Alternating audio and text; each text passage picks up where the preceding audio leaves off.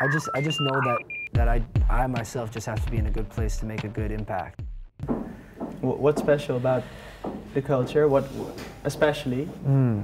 What does About attract you about it? Gosh. That is kind of Yeah. There's just mystique, or how do you call I it? guess there is. There's the history there is so interesting.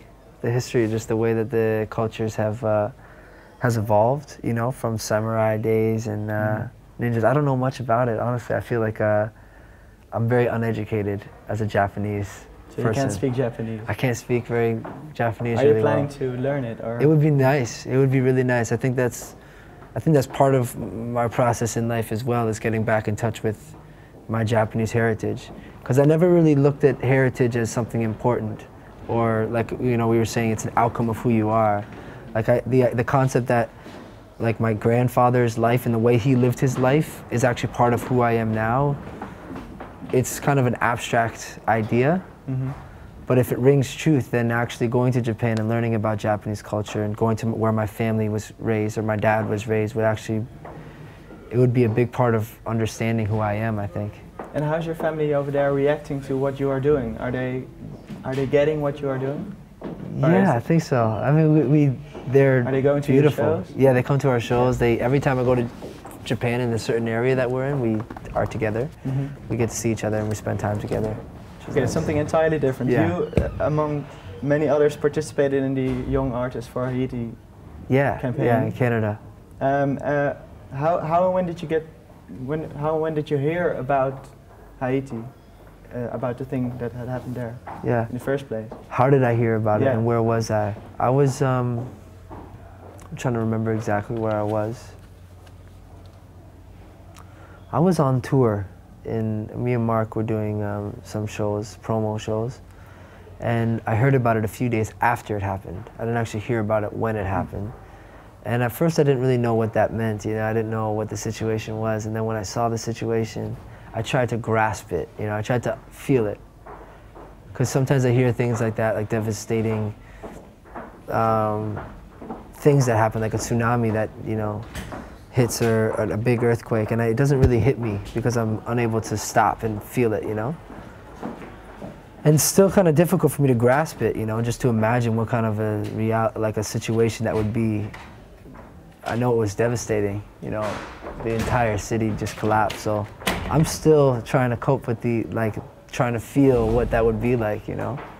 But it's kind of a difficult thing to be connected to, being on this side of the world where things are so different than that side of the world, you know. But when you see interviews of guys who went to Haiti and they were there, they're just like, wow, they're moved by it, you know, because it's a different reality altogether.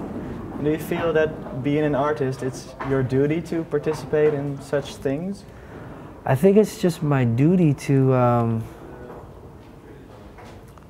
create art from a good place, because essentially, if my job is spreading my vibration, my music, my voice, you know, then it needs to just come from a good place. If it's coming from a good place, then it'll spread in a good way. You know, if it's coming from not a good place, then naturally it would just go into the wall or something like that, you know.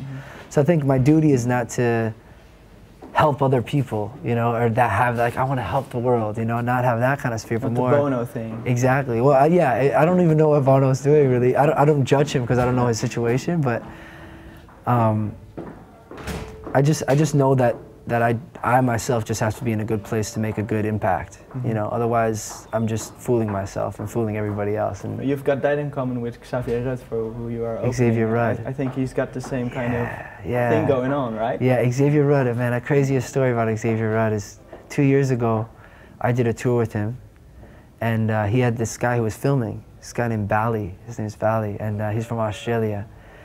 And this guy was really fed up with the way the world had, you know, he was walking out of the street with his shoes off, and he was like going, you know, and just talking to people, and fed up with how the world has evolved to the state that it is in, you know, because he's got, you know, books, and his teachings from his ancestry are all about the beauty of life and the situation of being in the universe and such, you know. And it's so obvious that we've lost touch with that completely, you know. Not completely, but we have lost touch of it a lot, you know. But you are trying to get back at that. I am, individually, yeah. And anyways, Bali really opened my eyes. Yeah. He really opened my eyes. He was a big part of my realization. And where do you want to take it from now?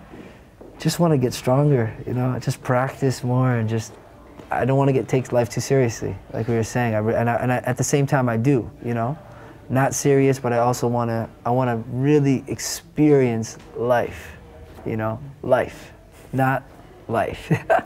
You know what I mean? Yeah. Okay, thanks a lot. Thanks, man.